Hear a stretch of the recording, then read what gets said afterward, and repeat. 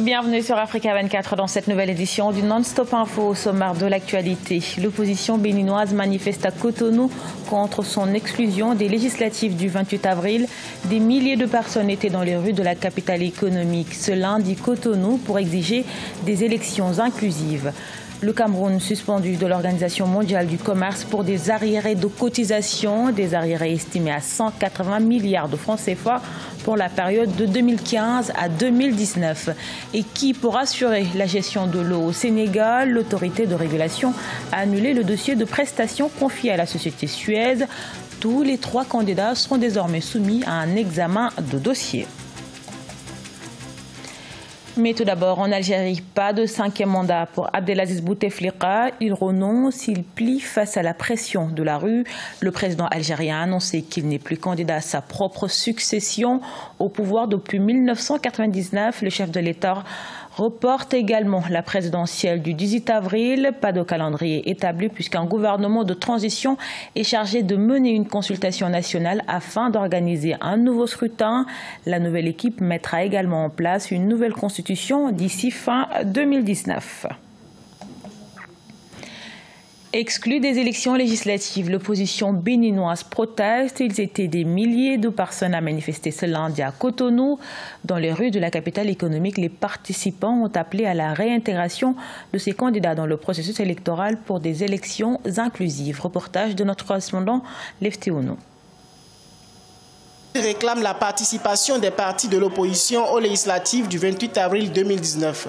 Des milliers de manifestants béninois ont répondu à l'appel de l'opposition pour une marche pacifique de protestation à Cotonou lundi 11 mars 2019.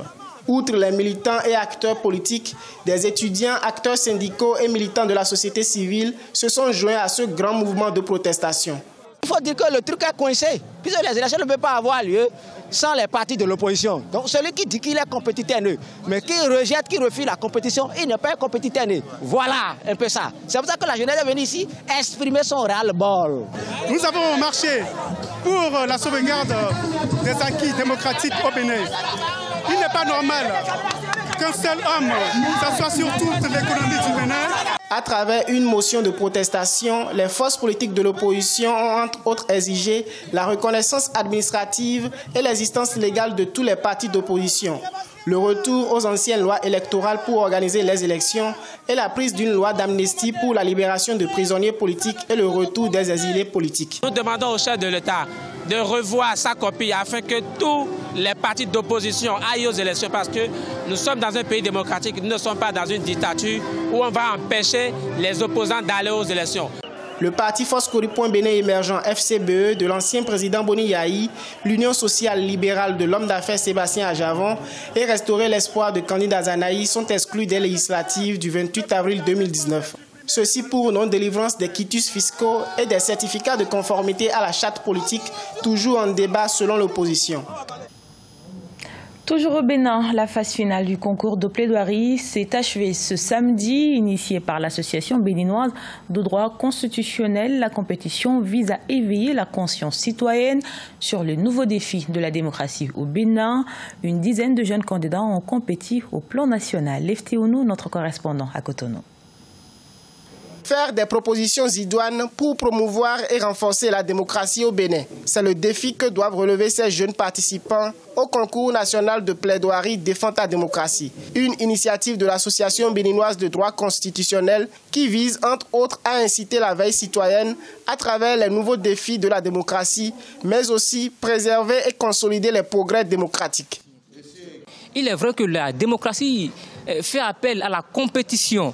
Et la démocratie aussi, c'est le règne de la majorité sous le contrôle de l'opposition et l'arbitrage du peuple, a dit Georges Vidal. Je ne ferai pas d'une lecture en cours de jeu comme ça, dans la mesure où les autorités en question essaient déjà de trouver une solution. Eux-mêmes se sont déjà rendus compte qu'il y a un problème qu'il faut régler. Les participants ont produit des mémoires de plaidoirie et ont défendu devant des membres de jury leurs propositions. Le lauréat du concours a plaidé pour la promotion de la justice et l'égalité au moyen de la connaissance des lois par le peuple. En République du Bénin, notre démocratie ne permet pas l'implication du peuple. Et ça pose un vrai problème. Parce qu'en démocratie, Abraham Lincoln dira que c'est le gouvernement du peuple pour le peuple. Donc une démocratie dans laquelle le peuple n'est pas informé, ce n'est pas bien.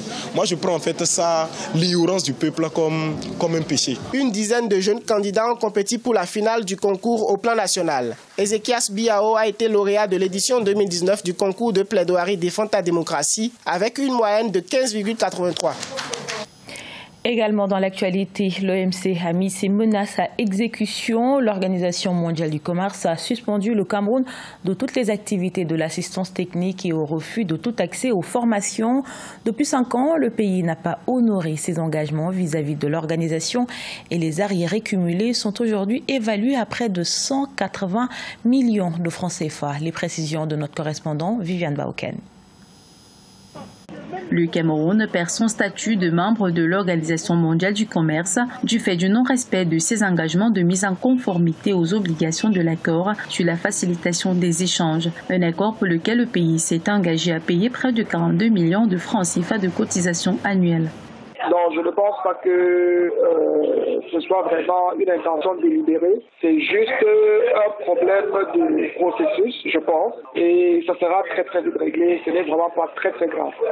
Du fait de ce non-paiement des cotisations, le Cameroun est actuellement sous le coup des sanctions administratives de la catégorie 3 qui consiste en la suspension de toutes les activités d'assistance technique et au refus de tout accès aux formations organisées par l'OMC. Les conséquences seraient très graves pour le Cameroun si l'OMC venait à suspendre définitivement le Cameroun. Parce que les accords comme par exemple les APE sont décidés dans le cadre de cette organisation. C'est elle qui régit, comme j'ai dit, s'occupe des règles du commerce international, du commerce entre pays. Et donc, si le Cameroun perd sa qualité, si le Cameroun, en cas de différend commercial avec un autre pays, ne pourra pas faire recours à un arbitre au plan international parce que c'est l'OMC qui s'occupe de cela. Rappelons que c'est le 13 décembre 1995 que le Cameroun a adhéré à l'Organisation mondiale du commerce, une organisation dont le but est d'aider les producteurs de marchandises, les exportateurs et les importateurs des pays membres à bien mener leurs activités.